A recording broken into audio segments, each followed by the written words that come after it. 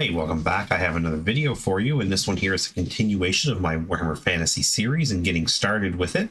So far, I've talked about picking an edition and the things you need to play, and this one here is going to go back towards that and focus on the terrain, the table. Warhammer Fantasy, it is a tabletop game, meaning you need a surface to play on.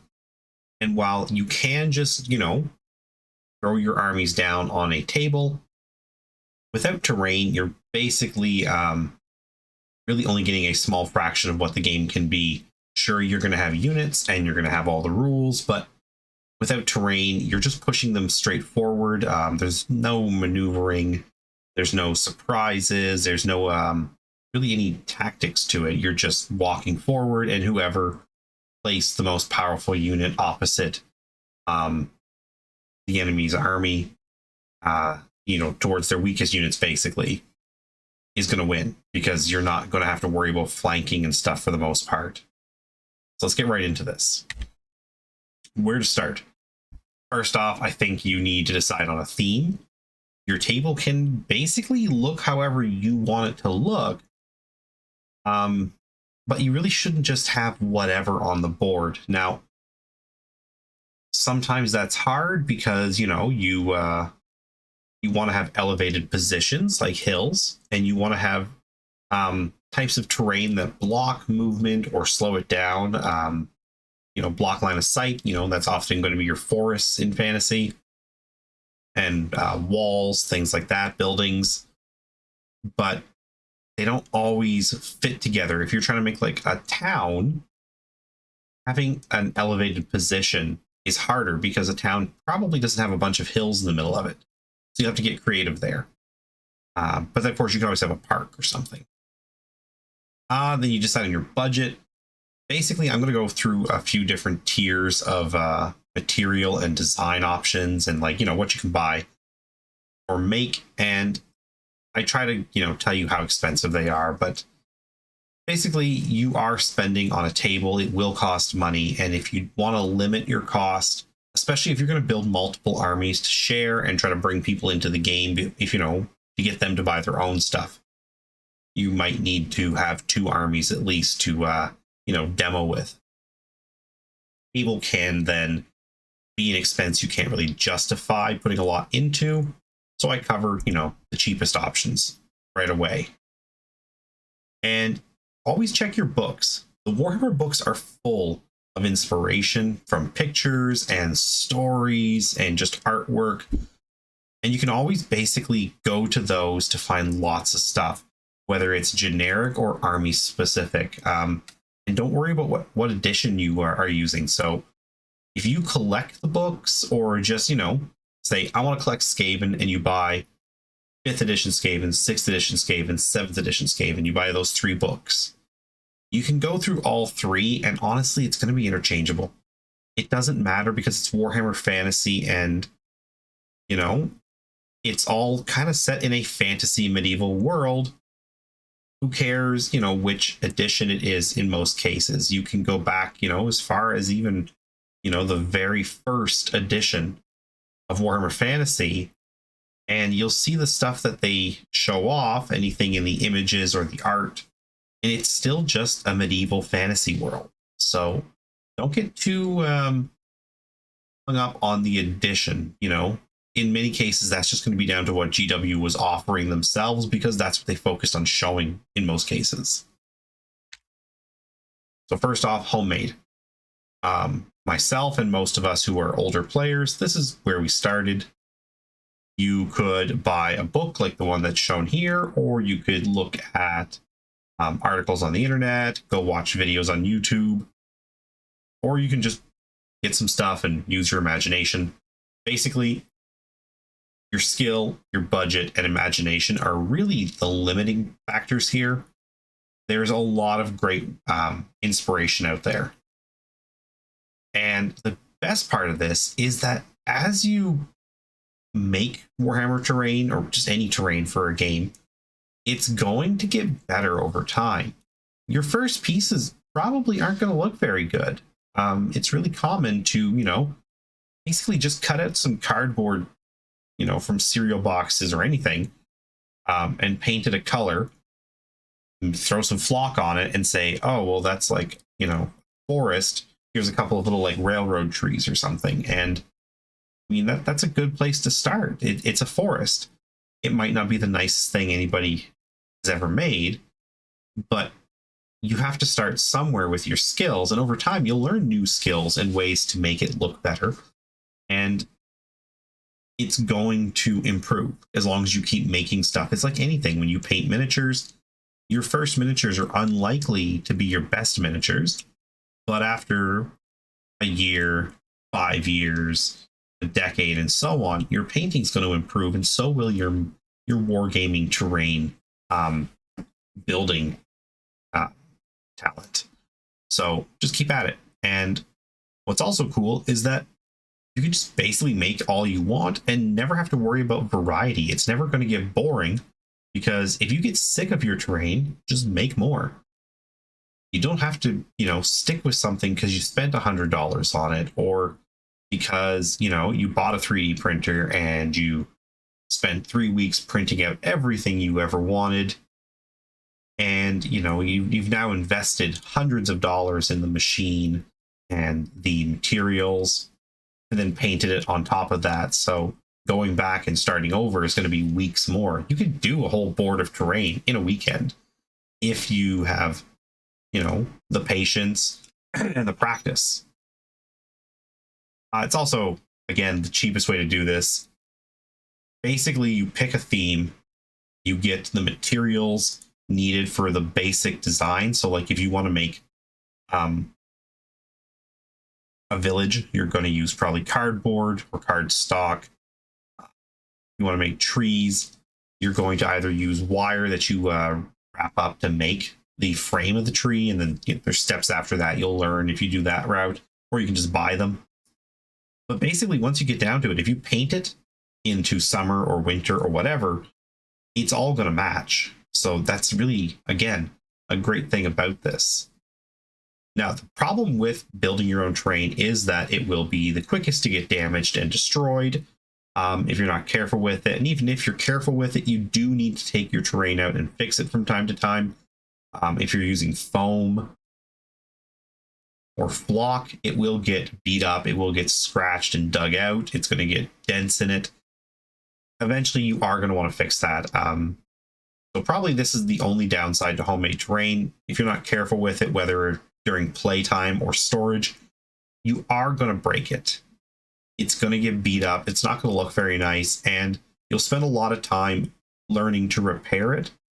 So I suggest spending time just making sure you learn how to store it and be fair with it. Don't be tossing it around the table. Don't be dropping heavy models on it or pushing movement trays over your flock heavily. You just want to, be nice with it. But also don't worry about it either, because again, it's the cheapest stuff. So if you do have to remake it, you're not losing out on a big pile of investment other than time. Now, plastic kits. This is the easiest option, in my opinion, because you buy a kit. You maybe have to cut some sprues and glue it together. But it's going to have hard details molded into it, meaning painting is going to be the easiest. It's going to take dry brushing really well. It's going to take washes really well. And just, you get what you pay for in this sense. There's all kinds of options, whether it's GW. Although I will say GW stuff right now is Age of Sigmar focused, and very little of it translates easily or well into Warhammer Fantasy. Getting hills and forests from GW, it's not really a thing. There are forests, but in my opinion, they're not very good. They kind of look like a weird mangrove tree type thing. I don't know what's up with it. I don't care for it. The older forest was better, but they had to update it so they could sell more, because probably just sales were down because everybody had bought all those trees they needed. I know I have a couple of sets and had no intention of buying a third. But yeah, lots of kits out there from GW, whether they're current or out of production, but those ones will be expensive to get. So in the background here, you can see a castle, you can see like a tower. All that stuff is pretty expensive now. Even their hills are expensive. On the low end, a plastic GW hill is going to cost you $40-$50 just because there is a finite number of them out there. And unlike armies, people seldom sell their terrain because they're just like bored and want some new terrain. You might want a new army and say, I'll fund my new army with the money I get from selling what I have. But your terrain is literally always useful. Unless you're literally getting out of the hobby, or you don't play Warhammer Fantasy and don't need a hill or a bunch of trees or a castle, there's no need to sell it because the next army is going to be able to use it. So it's quite hard to get at a good price anyways. And again, because they're plastic kits, they're very durable as long as you take care of them and build them properly and paint them well, seal them and whatnot. The paint's not really going to come off. The plastic, you have to try to break it. Maybe some little things might come off it, but again, that's just treating your terrain well. That's just in general treating your models and stuff well. Just don't abuse it, and it's going to last for years. But because it's plastic, there are some downsides to that when it comes to keeping it in one piece. Little tiny pieces will break off, just like spear tips and stuff, and banners on our minis.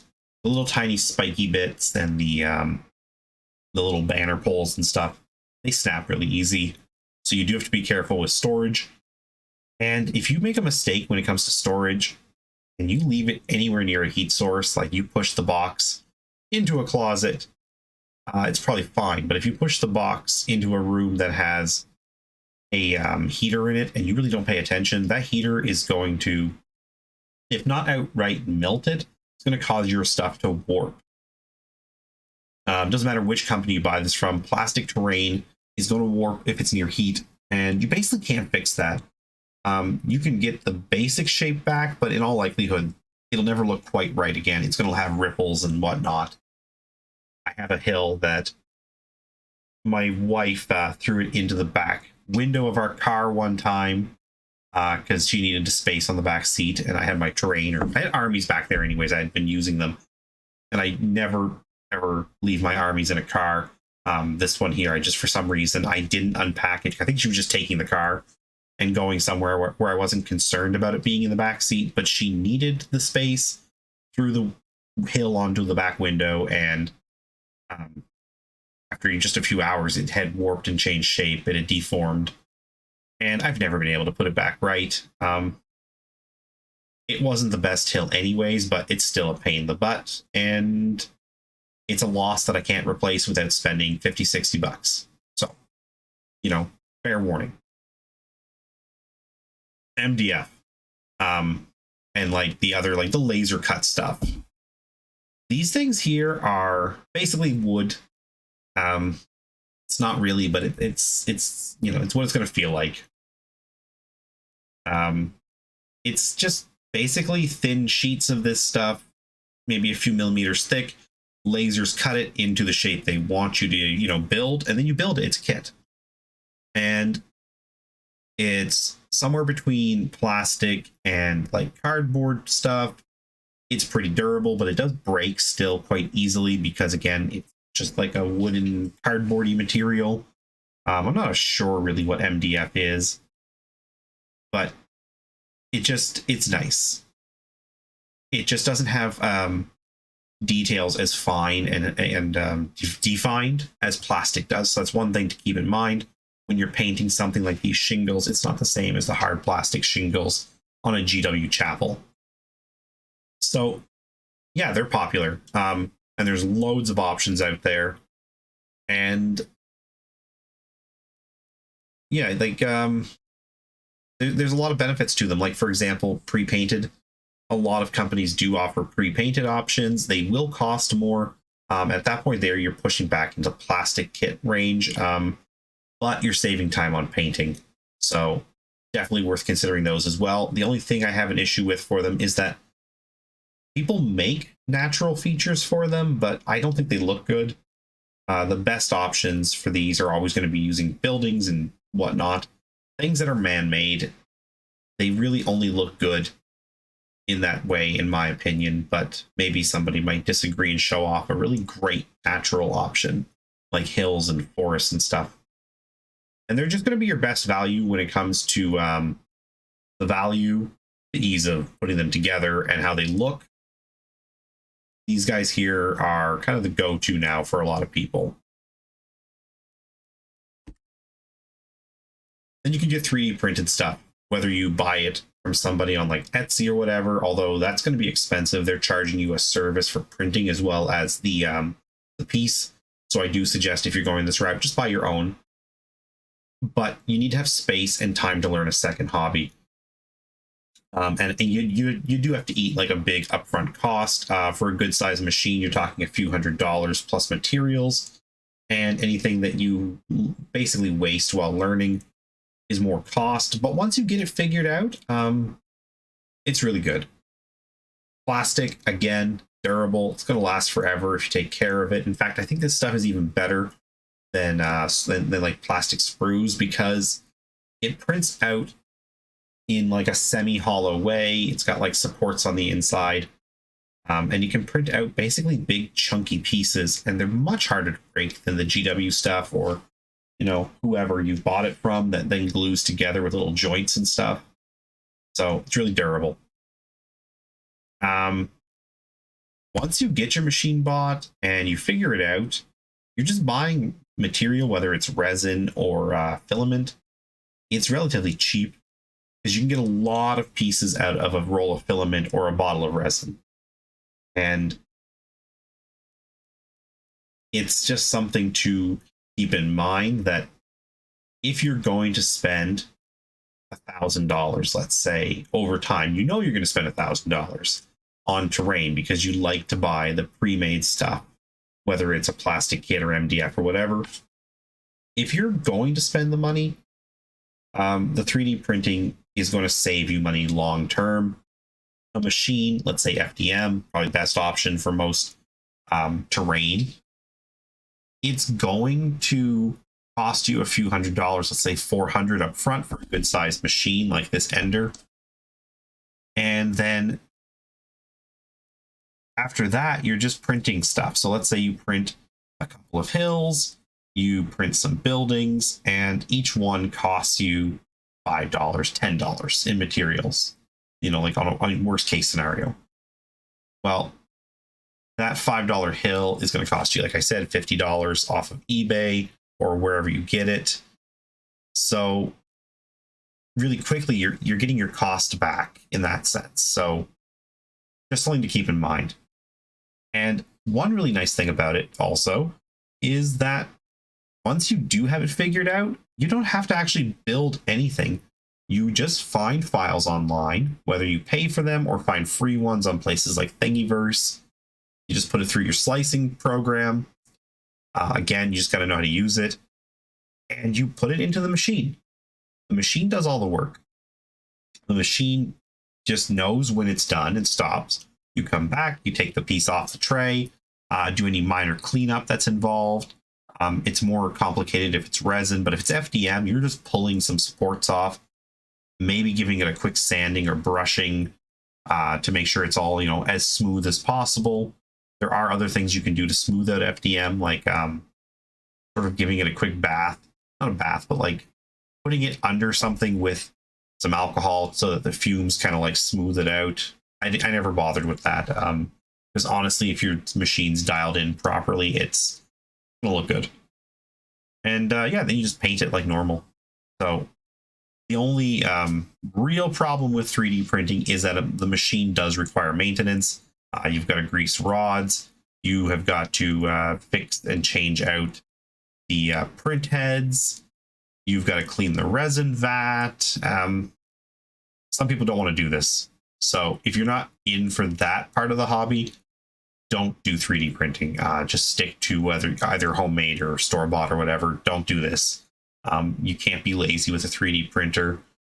Even the best 3D printer will require work on your part for maintenance and for, swapping out parts over time as they wear out. Then there's mats.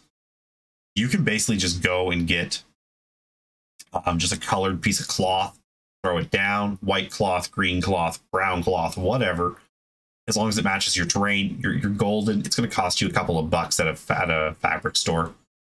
You don't have to buy anything nice. It can literally just be, you know, like a cotton sheet essentially. And I mean, honestly, you can just use cotton sheet if you have a green one and it's old and you don't need it. That's like no cost. You've already gotten the value out of it using it as a sheet. So pretty sweet option right there, because it doesn't require anything on your part. There are mats you can buy though. There's lots of people showing you how to make them online. I don't think it's really worth it if you don't know what you're doing. So guys like Geek Scenics and stuff who make them, these different types of like roll-up mats and stuff, it's a super cool idea, but if you're not skilled in making stuff, I really think that's probably not a good idea for a beginner. Wait till you're at least better before you try something like that, because there's a lot of different ideas and concepts you gotta go through to make that work. So if you're gonna go for something that's like textured or whatever, just buy one. And you can get them in all kinds of different designs from different manufacturers, different companies. And they look really nice. You know, they have hundreds and hundreds of designs out there for different themes. So you just got to find the one that matches your needs and what you like and what your terrain's going to look like. And yeah, just ignore this picture, by the way. I'm just realizing now. I meant to change the picture here. I didn't. This is actually for the next slide. I don't know why I didn't fix that, but yeah, there should be a picture of a mat. But yeah, material, there are vinyl, neoprene, and cloth of different kinds. Vinyl's not my favorite, but it's really easy to work with because it's thin and it rolls up super easy, at least in my experience, the ones I have. Some are better than others. I have some vinyl ones that are like space themed for like older space games I was playing. Like, they're still available, but like X-Wing and Armada. I found they got scratched really easy, but I do know some companies sell vinyl that have a better surface, so they don't scratch so easy. Then there's neoprene. That's like your squishy mouse mat stuff. This stuff's really nice. I do find that the colors are a bit faded on them when you do get this. I've seen some in person and others that I own a couple. The color's not as vibrant on neoprene, but the material's really nice. So kind of really worth considering. And cloth, there's a whole bunch of different cloth ones you can buy, whether they're more like, old style GW, which are like kind of like a rolled up flocked sheet, or you can buy ones like Cigar Box Battles sells these like teddy bear fur felt kind of things, and they have nice printed designs on them. Although those ones, I will say the downside is they bunch up because they're light. So keep that in mind if you do go with the cloth ones, that they are going to bunch up. But with cloth ones, you can push stuff underneath to create elevation and interest on your board. Especially the Cigar Box Battles, they tend to sell like a plus size mat. So it's anywhere from like 6 to 8 inches extra maybe on the sides. And when you push stuff under it, it raises the mat, but that also causes you to, like, in theory, it would be pulling your mat in and making it like less wide or long. By having the extra length and stuff, it does actually balance out pretty good. And you do need 6x4. Don't forget that, because Warhammer Fantasy plays on a 6x4, unless you're playing smaller games or bigger games. But just assume 6x4 is your standard. And here, the reason this picture was here, the GW Realms of Battle and other modular boards. You can make these yourself out of different materials. I've done it before. It's not a bad idea. It works. But it goes back to your homemade terrain. You do have to make it. And this is probably the hardest stuff to make, in my opinion, because you have to make sure your tiles are all the same size. And you also have to make sure that they're done in a way that they're durable, because this is the part that's going to get the most use. The models are physically on this. GW sold a plastic option for a while. The Realm of Battle that you're seeing right here, I do have one. I picked it up a few years ago because I was able to get it for retail even after it was out of production, brand new. And I wanted the experience of putting it down and painting it and flocking it to look nice. I think it looks great. It does have the downside that it's a flocked surface, and flock does get knocked off. So I think right now I'm due for a reflocking, meaning I'm going to have to go put glue on it again, put more flock on, reseal it, and every few years have to do that, I'm guessing. It's also very heavy, so I don't dig it out very often, but that's a different problem. Anything that's boards is going to be heavy, whether you're using plastic or wood or tiles. There's different things you can use if you make your own. Buy them. They're all going to be kind of heavy and more awkward to use than just a mat. I would say don't go for the Realm of Battle, though, unless you get a good price, or you really can just leave this set up all the time. I don't think it's worth the hassle as it stands. That's just my personal opinion. But it does look cool, and if you like 8th edition, this is kind of iconic. There are other companies that sell these. I've had them from Secret Weapon Miniatures. They're gone. They didn't survive COVID. They sold something called Tablescapes. I had a couple of ones for 40K, and they did sell a fantasy version. Other companies have them too. These modular tile sets. You can also print them if you have a 3D printer of the right size. I've never tried that, but it's something to keep in mind. And yeah, again, I'm going to say that after using several different versions of these, having a mat is a lot simpler. The only upside to these is that you have sculpted details like the hills, and sometimes there'll be rivers and gullies and ditches and stuff. They can be right inside the building or the table itself, which does add something. You don't have to worry about the stuff shifting. You don't have to worry about how it looks with the terrain and everything, because it's part of it, part of the board. So ups and downs. You got to decide what makes sense for you. But do keep in mind, if you go this route, again, there might be hills, there might be some rivers, but there's no buildings, there's no forests. You need to get all that stuff separate, whether you build it or buy it. So this is the most expensive way to play Warhammer, as far as I'm concerned. And this is really just an enthusiast level purchase. You don't buy this if you're just getting into it now. Wait till you really want to own it, that you know you want to keep playing, that you have people to play with. I love mine, but I barely ever get it out, like I said. And same with my 40K. I have a nice city one. I think I've shown it in videos before. But I never get them out. It's way simpler just to roll a mat out when I do have games. And as cool as it is, you know, you are also going to have to store these. So storage for these is not cheap as far as space goes. So keep that in mind as well. Plus, again, plastic heaters. I don't know what I would do if this thing ever warped. Thankfully, the GW one comes in like a case, like a bag, and it's pretty tight. I don't think it could warp too badly, especially with all the underneath supports they've added. But yeah, if this thing warped, that's hundreds of dollars gone and dozens of hours of maybe not dozens, but like 15 hours of painting and flocking gone. So yeah, that's something to consider again when it comes to plastic. So at the end here, I just want to say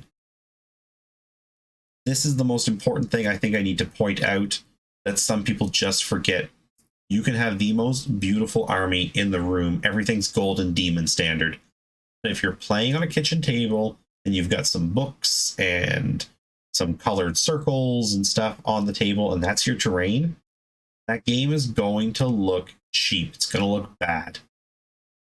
And if you have beautiful table and terrain to play with, a beautiful table and terrain to play with, and your army's like, it's fine, you know, it's painted. It's not just gray, not just metal.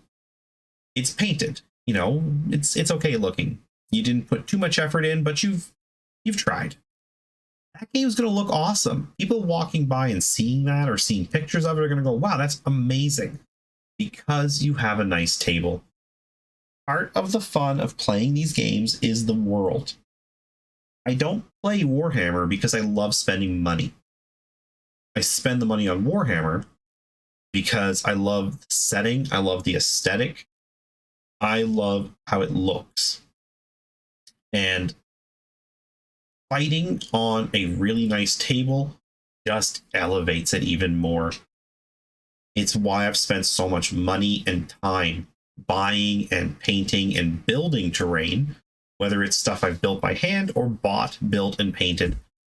It's worth it for me because I want to be able to take out my stuff, put it on a board, and really enjoy every aspect of the hobby. In fact, the only thing that I don't have ready that I know I need to fix up are my movement trays, and that detracts from everything again because I almost consider that part of the board. So I'm just going to throw this in here as a bonus tip. Paint and flock your movement trays, or at least paint them, just spray them black and dry brush them to something similar to the bases you're using. I'm only waiting on mine because I want to make sure I have enough movement trays ready to go for each army. But I'm running out of excuses as I paint up my stuff. I really do need to just set a certain number of movement trays for each army and paint them so that I have them ready to go. Because again, this is part of the fun. You want your stuff to look nice. It's not going to look nice if your table doesn't look good. So even the movement trays matter. And if you have a good table and you are trying to show people the game, it's going to make them want to play more. People are going to actually get their attention caught by the game if it has a nice board. If you say, hey, buddy, my friend that I've, known for years, but who does not play war games, whether, or doesn't play Warhammer at least, let's try this game. You might be interested in playing it. If you just turn on the kitchen table, that's fine. If you're just playing poker with your buddies, you're playing a board game. But Warhammer, you throw a bunch of toys on a table, they're going to, not have as much interest in it. They might even just kind of look at it like, what are you, 5? Like, why do you have these toys? They may not care that they're painted well. They just see, like, toys on a table. But if the table is intricate, if there's buildings and forests and hills and rivers, and they look nice, and the ranks of, warriors are moving around, burned out farms and, deep forests, that's going to get their attention if there's even a little bit of interest in them for this type of game. So spend the time and the money having a nice looking table, not just for you, but for the people that you want to convince to play with you. Because remember, what I'm talking about is getting into the game, and you can't get into this game if you have no one to play with. You can play by yourself, but that's not what Warhammer's about. Putting your stuff on a board, moving it around, and just rolling dice for fun by yourself. I mean, I've done it to an extent, but it was more just like, theory crafting. You're just like, I think in this case here, this is a pretty good build. Let's, do some practice rolls against some different units. But I mean, I didn't set up the whole board for it. I just kind of pushed 2 units together, and I only did that because I was bored. I didn't even have to get the units out. But when you want to play with people, make it look good. So yeah, that's my thoughts on getting your terrain put together. If you have any thoughts of your own to add, put those in the comments. You can put them in the Discord. I'll put the link again as always now in the descriptions and the comments. But yeah, what do you think about terrain? Where do you get yours? How do you get it? What does it look like? Is there an option I wasn't even considering that I've forgotten to add here? Throw that stuff in the comments, and everybody have a great day. Thanks for watching.